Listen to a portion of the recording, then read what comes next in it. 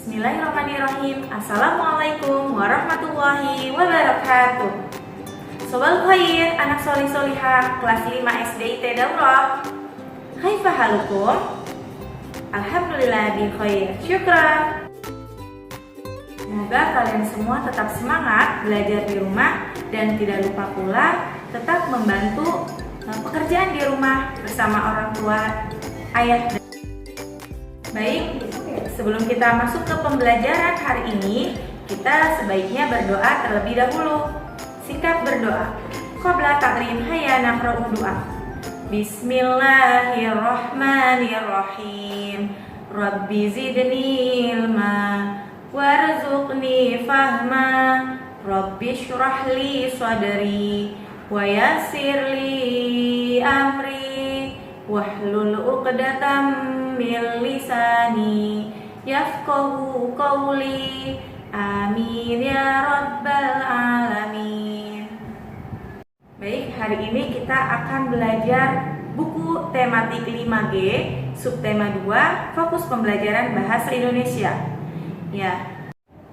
Yaitu tentang mengidentifikasi teks melalui peta pikiran, teks sejarah, dan kesimpulan.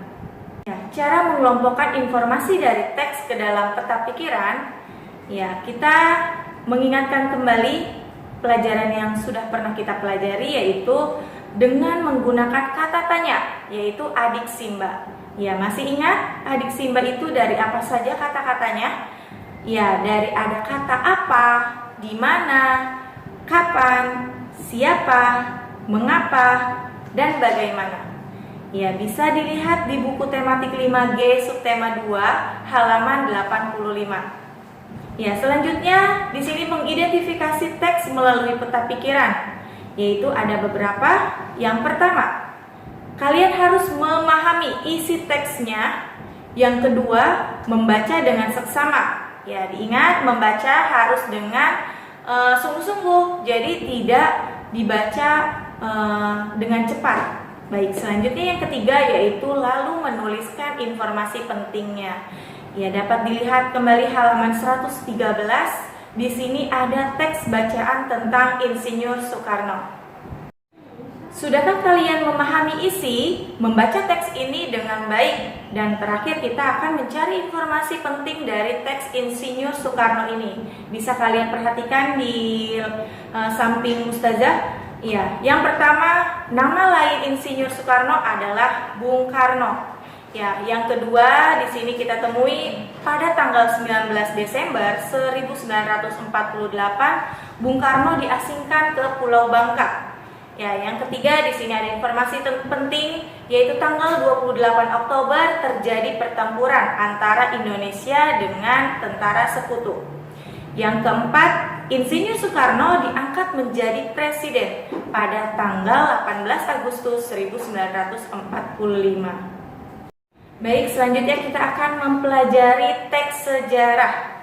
Kalian bisa membuka bukunya tematik 5G, subtema 2, halaman 98. Apa itu teks sejarah? Ada yang sudah membacanya? Terima kasih bagi yang sudah menjawab dan mencari di halaman bukunya. Teks sejarah adalah teks yang berisi tentang peristiwa nyata yang terjadi di masa lalu.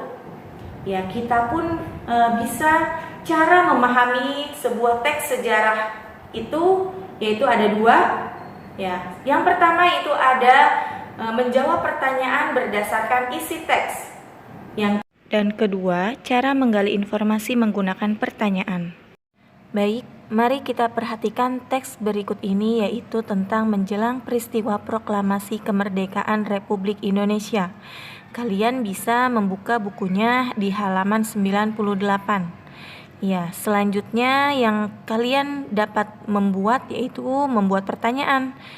Pastikan kalian harus membaca teks bacaannya terlebih dahulu.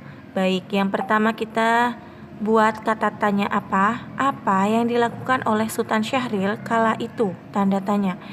Yang kedua, siapakah tokoh-tokoh Indonesia yang berangkat ke kota Dalat untuk menemui Turuci? Yang ketiga, bagaimana sikap yang ditunjukkan oleh generasi tua kala itu? pastikan tanda tanya ya. Selanjutnya di sini ada kesimpulan. Kalian bisa membuka bukunya di halaman 124. Ya, kesimpulan itu adalah inti dari suatu bacaan.